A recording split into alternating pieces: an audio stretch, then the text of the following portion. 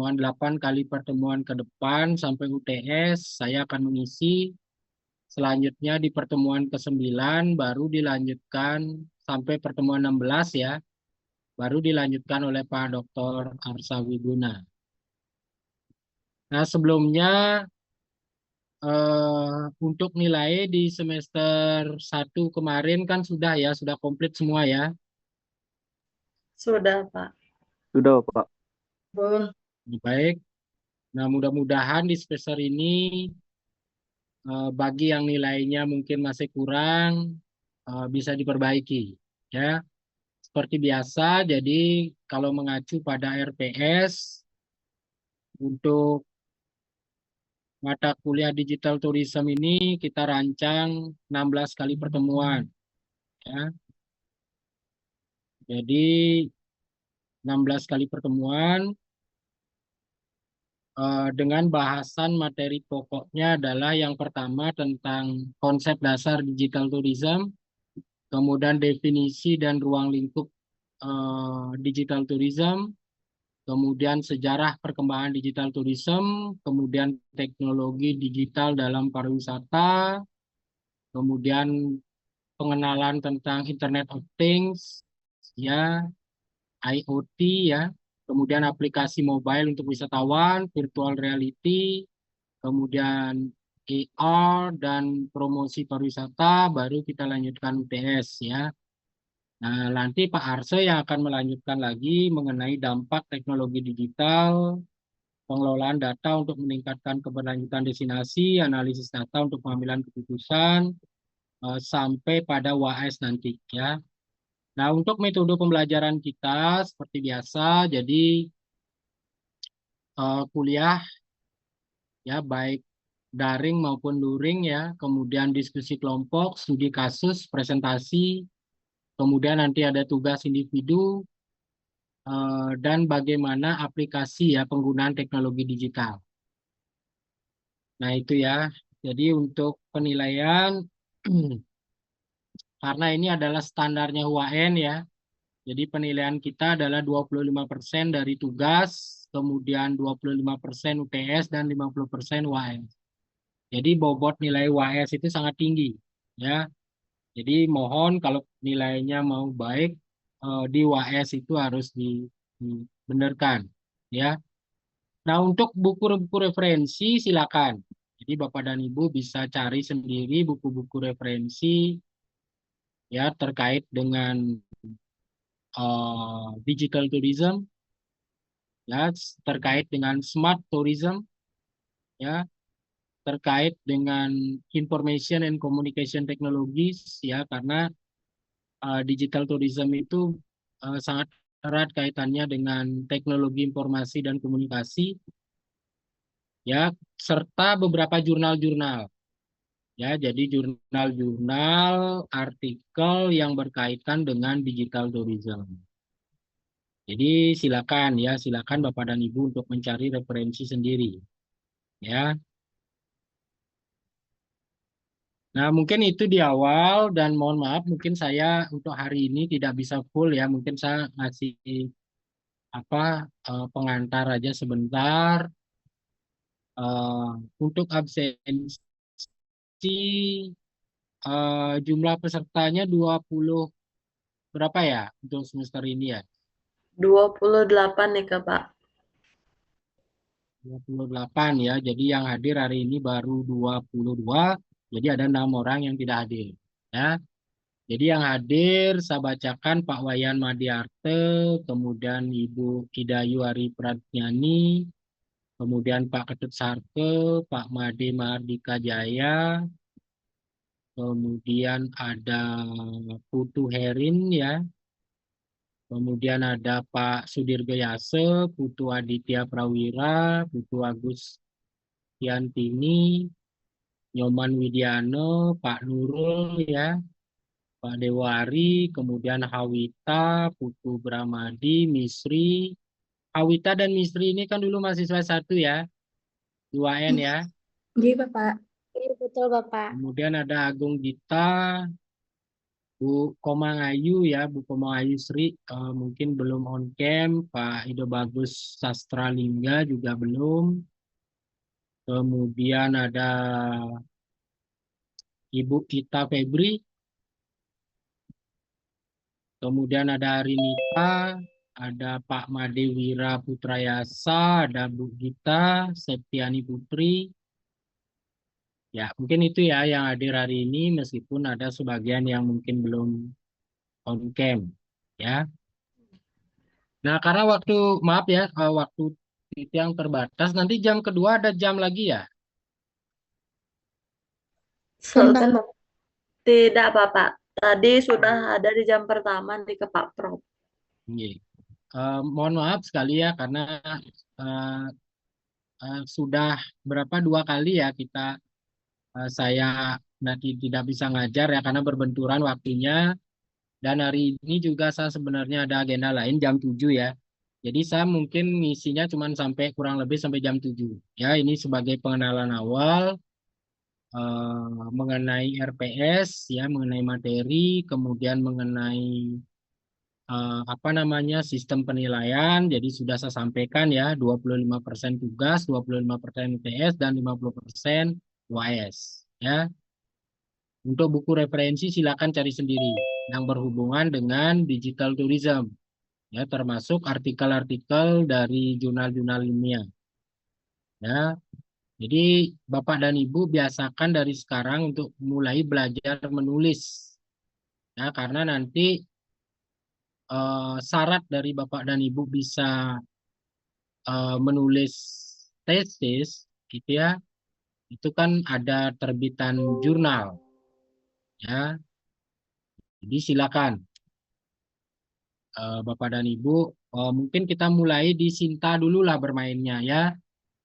Jadi Bapak dan Ibu silakan mulai belajar untuk publikasi. Kalau yang profesinya dosen mungkin udah terbiasa ya. Ada publikasi minimal di Sinta lah ya.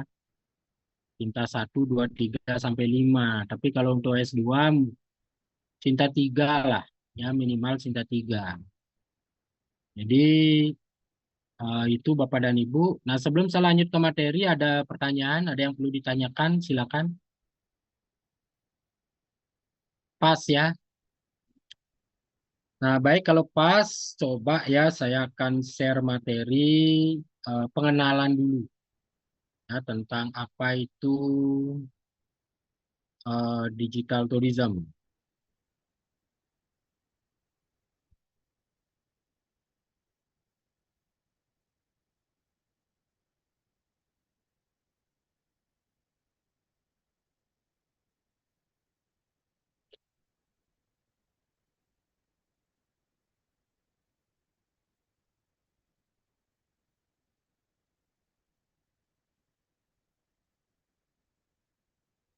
Nah, ini Bapak dan Ibu ya bisa dilihat ya screen share-nya, bisa ya. Bisa, Bapak. Nah, sebelum kita lanjut nanti berdiskusi ya lebih panjang tentang pariwisata digital ya. Jadi terlebih dahulu kita harus pahami dulu tentang definisi dan konsep apa itu pariwisata digital ya. Jadi di zaman sekarang ya, di zaman yang serba digital, orang mengatakannya revolusi 5.0 ya. Jadi semua bidang kehidupan tidak terlepas dari pengaruh digitalisasi ya. Tidak termasuk di dalamnya adalah dunia pariwisata atau industri pariwisata itu sendiri. Ya, bahkan untuk di Indonesia bisa dikatakan sektor pariwisata ini sebagai salah satu sektor pelopor ya penerapan dari teknologi digital. Jadi pariwisata digital itu mengacu pada penggunaan teknologi digital dalam industri perjalanan dan pariwisata. Ya, hal ini mencakup aplikasi, kemudian ada platform online dan penggunaan teknologi untuk meningkatkan pengalaman wisatawan. Nah, sebelum kita lanjut, mungkin Bapak dan Ibu bisa ngasih saya satu contoh saja, ya, apa contoh dari penerapan teknologi digital dalam industri pariwisata. Mungkin bisa ada yang memberikan tanggapan sedikit. Nggih, Mungkin yang Pak Wayan Madiarte, silakan Pak Wayan.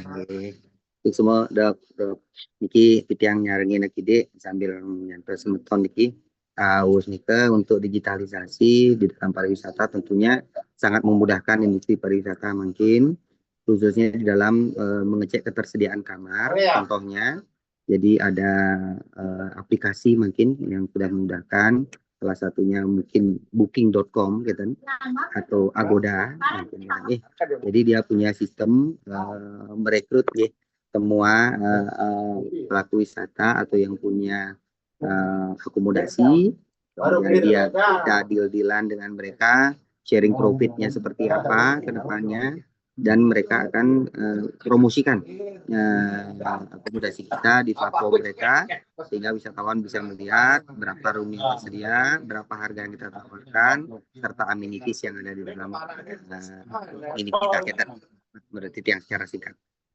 Baik, ya, terima kasih Pak Wayan ya. Jadi sekilas bisa kita tangkap kalau Pak Wayan dan teman-teman yang lain mungkin sudah paham ya. Minimal sudah tahu ya salah satu penerapan dari teknologi digital dalam industri pariwisata. Ya, benar tadi yang disampaikan. Ya, industri pariwisata merupakan salah satu sektor yang menerapkan teknologi digital. Di mana di awal kita pernah mendengar istilah e-commerce. Ya, Pak dan Ibu pernah kan mendengar istilah e-commerce? Ya, jadi e-commerce itu mulai tren ya sejak tahun 2000-an. Ya, jadi banyak pelaku usaha ya dalam memasarkan produknya menggunakan media e-commerce. Ya, contohnya apa? Contoh yang paling sering mungkin kita sudah gunakan sehari-hari, ya misalnya ada media booking.com misalnya. Kemudian ada aplikasi hotel.com, ada Agoda, ada Traveloka. Nah, ini salah satu bentuk-bentuk dari penerapan teknologi digital dalam industri pariwisata. Ya. Nah, kemudian Pak Made Mahardika Jaya, silakan yang raise hand, ada yang perlu disampaikan. Oh, ya, saya ingin menambahkan saja Pak Dokter untuk tadi Pak Wayan Madiarte menyebutkan sistem reservasi online ya atau OTA, kemudian ada juga sistem yang menggunakan digital atau teknologi digital yaitu promosi pariwisata seperti media Instagram, website. Kemudian juga ada sistem informasi pariwisata dan sistem navigasi seperti di Google Maps sekarang sudah ada review-review dan informasi wisata seperti di TripAdvisor yang bisa kita melakukan tinjauan atau review dan mencari informasi tentang destinasi wisata yang ada. Sekian Pak Dokter, terima kasih. Baik ya. Jadi hampir semua bisa saya simpulkan sudah paham ya apa bentuk dari penerapan teknologi digital dalam industri pariwisata. Jadi benar tadi yang disampaikan. Ya, jadi ada banyak sekali contoh-contoh aplikasi dalam industri pariwisata ya yang menerapkan menggunakan media digital yang tujuannya adalah apa? Tujuannya adalah meningkatkan pengalaman wisatawan. Ya, jadi tentu kehadiran dari teknologi digital ini sangat-sangat membantu ya dalam pemasaran produk industri pariwisata. Ya, nah, coba kita bayangkan di masa lalu ya ketika belum ada e-commerce, belum ada teknologi internet secara masif seperti sekarang, Coba kita bayangkan ketika kita mau bepergian ke sebuah destinasi, itu semua harus menggunakan jasa konvensional travel agent, ya, atau jasa konvensional tour operator. Jadi saya masih ingat dulu ya tahun 2004 waktu saya pernah bekerja di salah satu travel agent di Sanur ya, itu semua masih manual. Ya, yang pertama misalnya ketika seorang wisatawan, calon wisatawan mau bepergian ke sebuah destinasi, yang pertama yang mereka lakukan adalah melakukan pemesanan tiket pesawat. Jadi waktu itu ticketing reservation kita itu masih isu tiket manual. Ya, masih ada tiket yang di print out. Ya, demikian juga perusahaan airline waktu itu. Jadi masing-masing perusahaan airline waktu itu mengeluarkan tiket fisik. Ya, jadi resikonya ketika tiket itu hilang, jadi penerbangannya hangus. Ya, demikian juga ketika kita booking hotel. Ya, jadi travel agent akan mengeluarkan voucher hotel ya secara fisik ya dalam bentuk voucher yang ada stamp travel agent tersebut. Gitu. Jadi risikonya apa? Ketika itu hilang, tidak ada bukti fisik, jadi kita kehilangan reservasi. Nah, sehingga ribet sekali ya waktu itu ketika kita mesen tiket, saya di operation staff waktu itu, saya harus mengumpulkan tiket penerbangan dari wisatawan, kemudian saya harus melakukan reconfirmation, ya reconfirmation kepada airlines melalui mesin faksimil. Ya, waktu itu kita memastikan mereconfirm ya flight penerbangan wisatawan itu ya dengan mengirim faksimil ke airline. Sehingga airline akan membalasnya dengan memberikan kita kode booking atau booking code waktu itu. Ya, jadi ribet sekali. Coba bayangkan di zaman sekarang ya, di zaman sekarang orang mau bepergian ke sebuah destinasi, semua sudah word in your hand, seperti tagline-nya Telkom, ya. Jadi dunia dalam genggaman, ya. Jadi mau booking tiket sudah bisa lewat mobile phone, ya. Jadi mau pesan hotel tinggal pilih di kawasan mana mau nginep, di range harga berapa, itu tinggal milih, ya. Mudah sekali. Kemudian tidak perlu takut tersesat ketika datang ke sebuah destinasi karena ada teknologi navigasi, ya ada Google Map.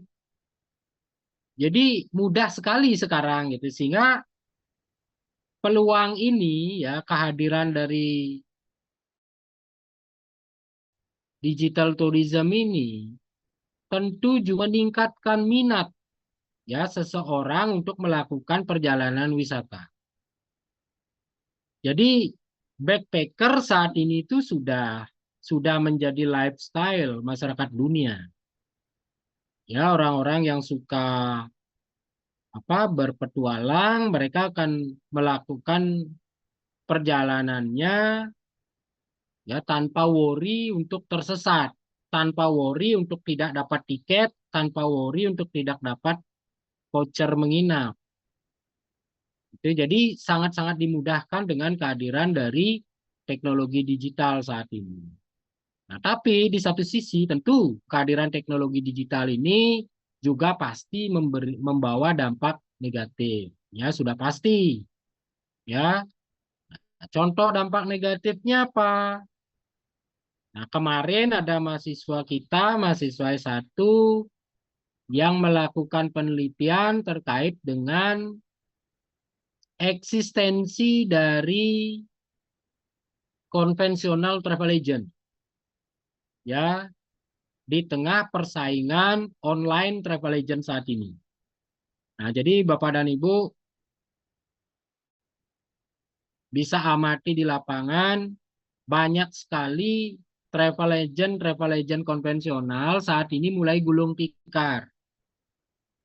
Ya, mungkin Bapak dan Ibu pernah mendengar Viator, ini salah satu contoh saja ya, Viator yang di Sanur bypass.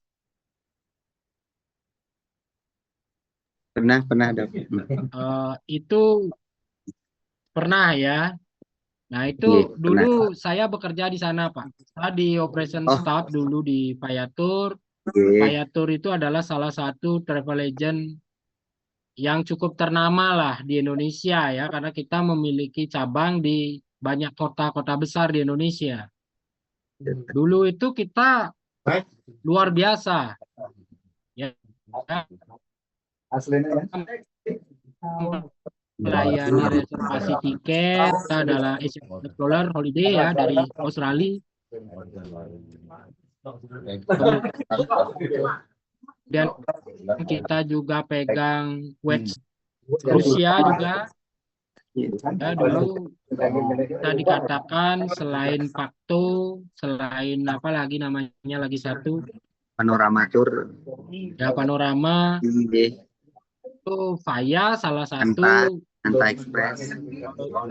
Ya, kalau Anta dulu marketnya dia Mandarin. Iya, Ya, betul. kalau Anta itu dulu sama-sama anak perusahaan, ya, anak perusahaan sama-sama Vaya ya. Jadi Anta itu dulu khusus marketnya Mandarin mereka. Nah, tapi lama-kelamaan ternyata dengan kehadiran online travel agents, collab ya, tidak mampu bertahan sampai sekarang, kayaknya udah tutup itu ya. Sekarang merger kayaknya menjadi Antapaya. Nah, itu salah satu sisi negatif ya bagi perusahaan-perusahaan yang tidak mampu beradaptasi dengan perkembangan teknologi dan perkembangan market ya, tentu akan collab. Nah, itu contohnya.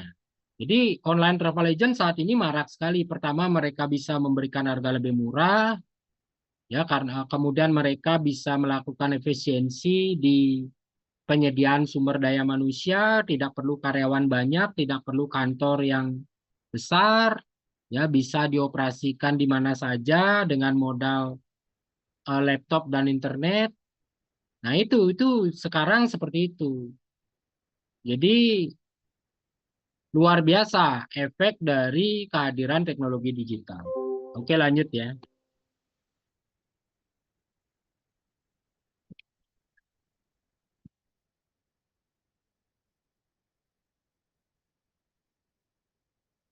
Nah, perkembangan teknologi dalam industri pariwisata.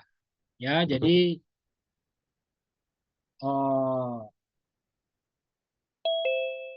teknologi internet ya dan aplikasi ini tentu luar biasa dampaknya. Seperti saya sampaikan tadi bahwa kehadiran dari internet ini tentu mempermudah proses pemesanan dan perencanaan perjalanan. Ya.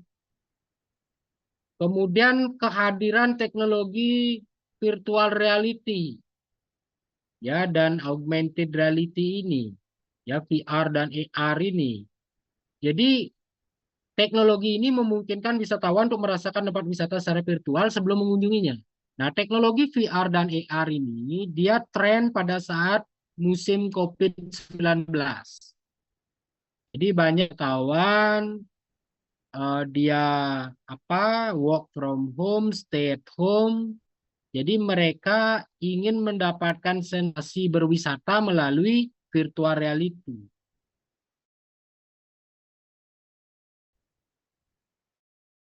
Ya, jadi selain advisor dan lain-lain ya, sekarang juga banyak ada aplikasi-aplikasi berbasis virtual reality. Jadi seorang wisatawan sebelum dia mengunjungi sebuah destinasi atau sebuah tempat wisata, dia akan melakukan review atau dia akan mencoba tempat itu melalui aplikasi virtual reality. Ya, apa benar tempatnya bagus, apa yang menarik dari tempat itu bisa dijelajahi. Nah, kemudian yang ketiga, kehadiran big data dan analitik. Jadi, penggunaan big data membantu perusahaan untuk memahami tren wisatawan dan menyusun strategi pemasaran yang efektif. Jadi, big data ini luar biasa ya. Jadi, jangan salah ketika Bapak dan Ibu mulai untuk sign up di sebuah aplikasi, secara otomatis ya data Bapak dan Ibu sudah terekam di big data. Ya, jadi apa gerak-gerik kita, apa minat kita, itu sebenarnya sudah masuk dalam big data, sudah terrecord. Ya, sehingga apalagi dengan adanya teknologi analitik data yang berbasis AI saat ini ya. Jadi semua gerak, tidak ada satu ruang pun di dunia ini yang tidak tersentuh, yang tidak termonitor. Ya, semua sudah terrangkum dalam big data.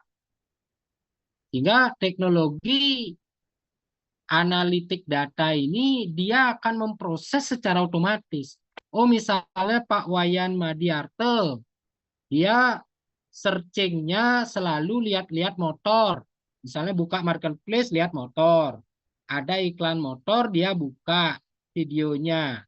Secara otomatis di wall Bapak dan Ibu pasti akan selalu muncul iklan motor, menawarkan produk motor. Nah, itu kecanggihan dari analitik data ini. Ya, makanya ada teman saya kemarin nanya, kok HP saya selalu kadang-kadang muncul di wall saya itu video erotis ya gitu. Nanya dia, ya kok di HP saya selalu muncul video erotis ya gitu. Video erotik ya gitu. Itu kebaca. Oh, berarti Bapak senangnya memang mencari konten-konten yang erotis. Sehingga otomatis di media sosial Bapak dan Ibu akan muncul konten-konten itu. Karena terbaca sudah. Ya, akun Bapak Ibu sudah terbaca. Sudah terbaca, oh ini senangnya dia nge-like konten ini. Senangnya nge-like iklan ini gitu. Ya. Nah, itu kehebatan. Nah, tentu teknologi ini sangat membantu dalam dunia marketing. Jadi, marketer analisis saat ini itu sudah sangat-sangat mudah mereka untuk membaca apa yang menjadi tren pasar saat ini.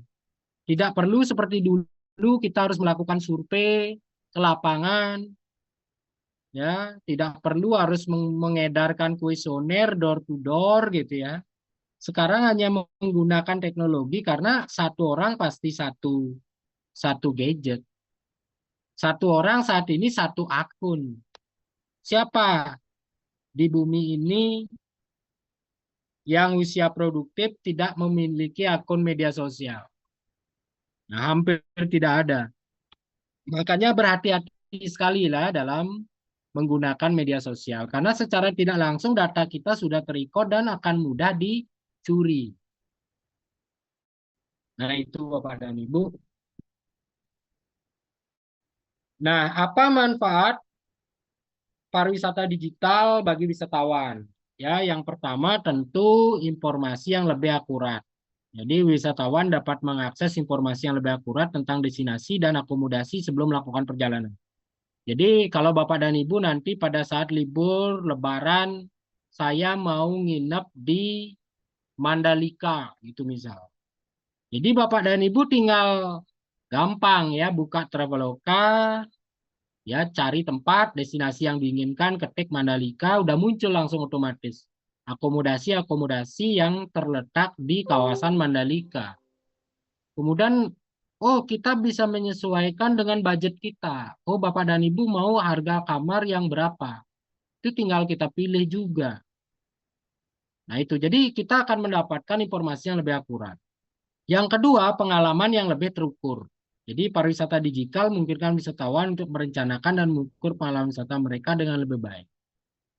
Jadi sekarang seperti saya katakan tidak ada satu ruang pun yang tersembunyi di dunia ini. Ya, tinggal bagaimana kecerdasan kita untuk mengakses itu.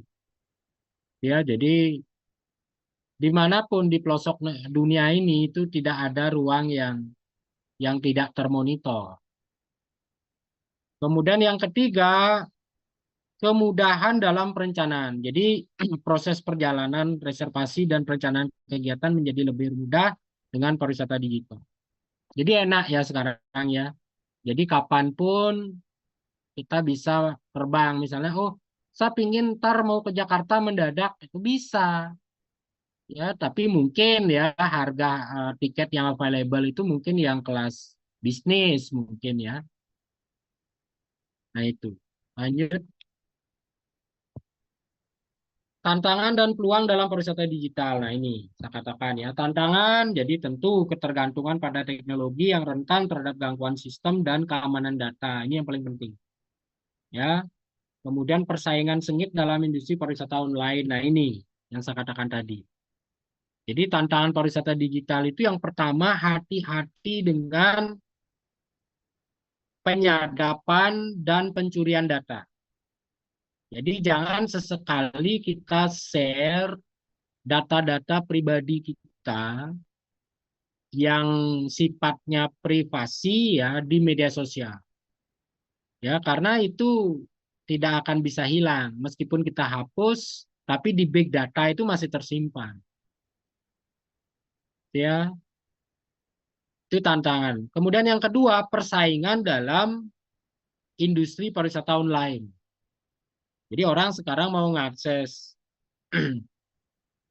Kalau di masa lalu ada namanya perusahaan apa itu ya lupa saya. Travel vacation apa namanya itu. Mereka menawarkan produk hotel dengan menyebarkan brosur. Misalnya di pantai, ya mereka menyebarkan produk hotel itu kepada wisatawan itu melalui brosur. Sehingga bagi wisatawan yang melakukan reservasi melalui mereka, mereka akan dapat komisi. Nah, tapi zaman sekarang itu tidak ada lagi yang begitu. Jadi sudah direct reservation. Jadi no commission istilahnya ya, no commission. Ya, jadi justru yang mendapatkan komisi saat ini kan perusahaan marketplace. Ya, jadi direct sekarang. Jadi wisatawan bisa berhubungan langsung dengan produsen. Kemudian yang kedua, peluang. Oke, peluangnya meningkatkan aksesibilitas destinasi wisata bagi wisatawan dari berbagai lapisan masyarakat. Ya, peningkatan efisiensi operasional dan pelayanan bagi perusahaan pariwisata. Jadi akses ya ke sebuah destinasi itu mudah sekali saat ini. Ya, dengan teknologi. Jadi apapun termasuk jarak sudah bisa kita ukur ya di Google Map. Nah, itu. Kemudian peningkatan efisiensi tentu seperti tadi saya katakan kehadiran travel online saat ini itu mereka tidak membutuhkan karyawan yang banyak, tidak memerlukan kantor, mereka bisa beroperasi. Setahu saya saat ini ya travel-travel yang menjual paket Bali Sunrise Trekking di Gunung Batur itu hampir semua online. Jadi mereka tidak memiliki kantor, mereka buka reservasi secara online, itu tiap hari ribuan orang melakukan reservasi untuk membeli paket Bali Sunrise Trekking. Nah itu ya. Kalau yang travel konvensional kan masih menjual apa? Kintamani Tour ya. Bali Highlight Volcano Tour gitu ya. Kemudian Bedugul Tanah Lot Tour. Ya, Besakih Tour, Skinik is Besakih Tour. Ya, kemudian The North of Bali Tour gitu ya. Itu manual di masa lalu. Nah, sekarang sudah tidak zamannya lagi. Ya, sekarang orang bisa memilih sesuai dengan special interest mereka. Nah, itu persaingan sekarang. Nah, ini contoh ya aplikasi platform pariwisata digital. Oke, misalnya ada Travelocity ya untuk memesan tiket pesawat, hotel, misalnya Traveloka ya. Kemudian ada Airbnb. Nah, ini platform penyewaan akomodasi dan tempat tinggal sementara ya. Jadi ada Airbnb, kemudian ada TripAdvisor seperti tadi disampaikan. Ini platform yang isinya adalah ulasan review. Jadi sebelum Bapak dan Ibu memutuskan untuk memesan sebuah produk, tolong baca reviewnya dulu. Ya, kalau memang positif reviewnya, mungkin baru kita beli. Ya, kalau tidak, kebanyakan negatifnya sebaiknya ditunda. Gitu ya. Nah, ini contoh ya. Jadi banyak aplikasi platform pariwisata digital saat ini yang memudahkan wisatawan.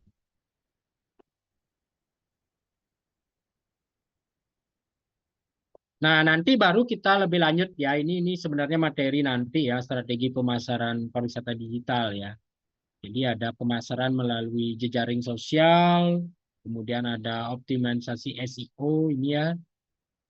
Jadi kemudian kolaborasi dengan influencer. Jadi kehadiran influencer itu juga sangat penting ya dalam pemasaran. Nah, mungkin sampai di sana dulu ya. Jadi saya mohon maaf sekali. Nah, sebenarnya karena saya tidak enak ya karena udah dua kali tidak jadi. Ya, kemarin itu memang pas ada acara lain dan tadi juga mohon maaf sekali tadi saya baru sampai jam 5 tadi ada acara di ini ya di kantor gubernur ya. Ada undangan tadi. Jadi mohon maaf sekali untuk hari ini hanya perkenalan dulu ya. Yang penting Bapak dan Ibu paham selama 1 semester ke depan kita akan belajar tentang digital tourism. Jadi apa itu digital tourism tadi sudah saya sampaikan. Apa bentuk-bentuk dari digital tourism itu sudah tadi tersampaikan. Minimal Bapak dan Ibu sudah ada bayangan dan mungkin Bapak dan Ibu sudah terbiasa menggunakan aplikasi digital tourism dalam keseharian. Siapa yang tidak di handphonenya tidak install Traveloka? Ada enggak? Atau siapa yang di handphonenya tidak install Gojek misalnya? Ada enggak? Ya, sekarang kan udah lumrah ya, masing-masing orang pasti di handphonenya pasti ada aplikasi Traveloka, pasti ada aplikasi Gojek, pasti ada aplikasi Google Map, ya. Nah itu jadi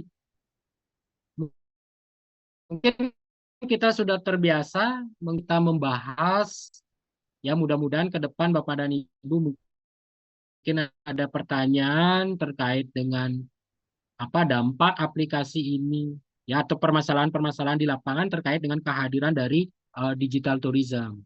Ya termasuk tadi siang ya mungkin Bapak dan Ibu yang bekerja di seputaran Renon, kebetulan saat tadi siang ada di kantor gubernur ya, itu ada demo dari apa itu komunitas driver online. Ya, ada demo tadi siang di Renon. Nah, ini salah satu ya kasus dalam penerapan digital tourism di dunia pariwisata. Jadi ada tantangan, ada masalah yang muncul. Ya. Nah, itu jadi mudah-mudahan ke depan kita bisa berdiskusi tentang ini dan siapa tahu ya di antara 20 sekian angkatan ini ada yang mengangkat proposal tesis tentang digital tourism. Ya. Nah, itu. Mungkin sampai di sana dulu sebelum saya tutup ada pertanyaan Bapak dan Ibu.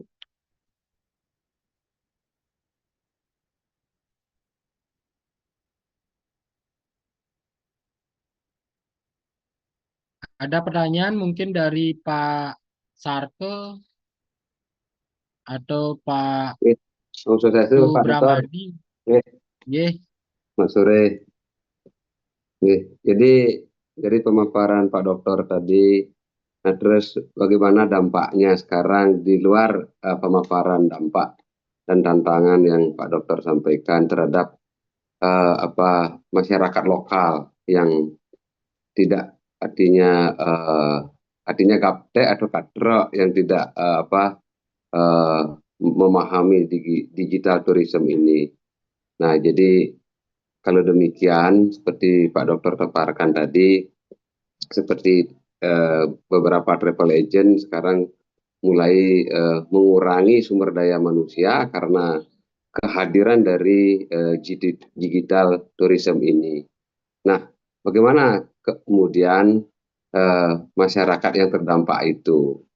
Nah, sedangkan di sisi lain kita secara umum bertujuan untuk memberdayakan sumber daya manusia yang ada ini terlibat di dalam industri pariwisata.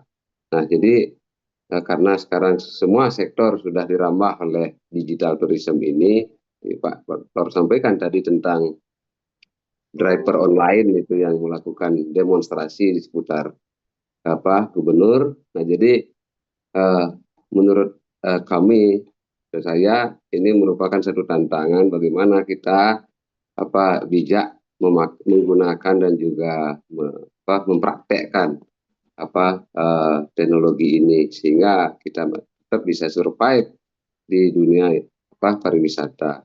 Nah, terus pertanyaan saya tadi, bagaimana dampaknya terhadap masyarakat luas terhadap penggunaan digital tourism ini? Terima kasih Pak Dokter.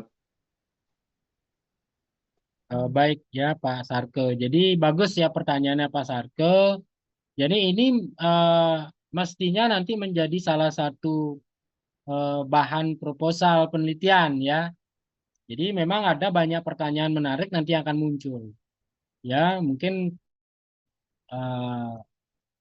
seperti kita ketahui bahwa pariwisata itu adalah hospitality industry. Ya, jadi di masa lalu orang mengatakan bahwa pariwisata tidak akan bisa digantikan oleh mesin. Karena di dalamnya ada hospitality, ada sentuhan layanan manusia, ada senyum keramah tamahan di dalamnya. Tapi ke depan, satu persatu ya, pasti akan mulai digrogoti. Ya, satu persatu. Ya, misalnya di bagaimana misalnya di industri di travel agent ya, di travel agent kan udah kentara sekarang. Jadi tidak hanya sedikit menggunakan tenaga manusia, semua sudah bisa digantikan dengan teknologi ya. Kemudian ke depan akan merambah dunia perhotelan, mungkin akan ada efisiensi ya, pengurangan dari SDM ya. Nah, cuman tapi ini kan masih hipotesis ya. Perbedaannya adalah di pengalaman. Jadi dalam pariwisata itu yang dijual itu adalah experience. Jadi pengalaman itu tidak akan pernah bisa digantikan. Apalagi kalau kita bicara tentang cultural tourism. Ya. Jadi jawabannya secara umum memang cultural tourism yang harus ditonjolkan kembali. Jadi ketika kita ngomongin cultural tourism, ya, jadi kebutuhan akan penyediaan sumber daya manusia pariwisata pasti akan selalu ada. Karena pelaku dari budaya itu adalah manusia, bukan mesin gitu loh. Jadi sepanjang cultural tourism ini bisa kita jaga, saya rasa kebutuhan sumber daya manusia dalam industri pariwisata di Bali itu tidak akan hilang. Tapi ketika kita mulai untuk merubah atau mengaburkan konsep cultural tourism, ini bahaya. Nah, itu mungkin ya, itu jawaban umumnya dulu ya Pak Sarke ya. Nanti mungkin minggu depan kita bahas lebih detail. Jadi pendapat saya demikian. Jadi sudah benar sesungguhnya para tetua kita di masa lalu menetapkan pariwisata budaya sebagai landasan pengembangan pariwisata budaya Bali. Jadi kalau benar-benar cultural tourism itu kita pegang teguh, saya yakin ya, apalagi pariwisata dikenal dengan industri padat karya, itu tidak akan tergantikan oleh mesin. Tapi kalau konsep kita sudah bergeser, misalnya apalagi mulai ke arah shopping destination, ya dan lain-lain, ya bisa saja semua akan digantikan oleh mesin. Driver ke depan sekarang mungkin driver online tantangannya, ke depan mungkin mobil tanpa driver tantangannya ke depan. Sehingga banyak driver-driver kita akan kehilangan pekerjaan gitu ya. Nah, makanya sepanjang cultural tourism yang kita jual, ya tentu kehadiran sentuhan manusia itu akan diperlukan. Karena akan memberikan experience yang berbeda. Ya, bagaimana seorang wisatawan melakukan perjalanan wisata ditemani oleh seorang tour guide lokal, ketimbang mereka ditemani oleh Google Assistant. Jadi experience-nya akan berbeda. Gitu ya. Jadi di sana nanti letaknya. Oke, Pak Sarka ya, mohon maaf ya. Mungkin ke depan bisa kita diskusikan ini lebih lanjut. Selanjutnya mungkin ada pertanyaan lagi satu aja ya. Saya mohon maaf sekali ya karena jam 19. Mohon maaf sekali. Saya ada apa namanya? Ada kontrol ya, ada jadwal kontrol ke rumah sakit. Mohon maaf sekali ya. Jadi saya harus datang. Saya buka lagi satu pertanyaan lagi. Mungkin silakan. Cukup ya.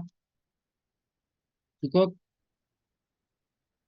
Baik ya, kalau cukup, jadi itu ya, jadi poin perkuliahan kita selama 1 semester ke depan kita belajar digital tourism. Jadi apa itu digital tourism? Mungkin sekilas secara umum Bapak dan Ibu udah paham. Jadi tinggal ke depan, ayo kita berdiskusi tentang fenomena-fenomena digital tourism di lapangan. Jadi silakan ya Bapak dan Ibu mulai sekarang untuk membaca studi kasus di lapangan, apa yang terjadi akibat dari kehadiran digital teknologi dalam tourism industry. Nah, mungkin itu Bapak dan Ibu. Jadi saya mohon maaf sekali karena saya ada jadwal kontrol ya ke rumah sakit jam 19.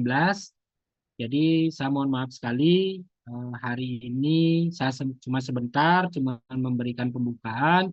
Mudah-mudahan minggu depan kita bisa berdiskusi lebih panjang. Nah, mungkin itu saja dulu. Sekali lagi terima kasih atas waktunya dan mohon maaf jika ada salah-salah kata. Jadi pertemuan hari ini adalah pertemuan pembuka ya, sebagai pengenalan dulu. Saya belum menyampaikan materi terlalu jauh ya, hanya kulit luarnya saja dulu. Ya, mudah-mudahan bisa dipahami. Dan saya tutup pertemuan hari ini dengan Paramo Santi. Om Santi Santi Santi Om. Om Santi Santi Santi Om. Santi Om. Terima kasih Pak Oke, Dokter. Terima kasih dokter. Makasih Bapak. Itu saja dulu yang bisa yang sampaikan ya. Nanti kita sambil bahas lagi tanya ya. Semua untuk galah yang Semua Bapak. Oke. Izin live ya. Kalau Bapak dan Ibu mungkin ada diskusi di kelas silakan. Jadi saya live duluan ya. Iya. Iya. Ya Pak Dokter. Terima kasih Bapak. Iya.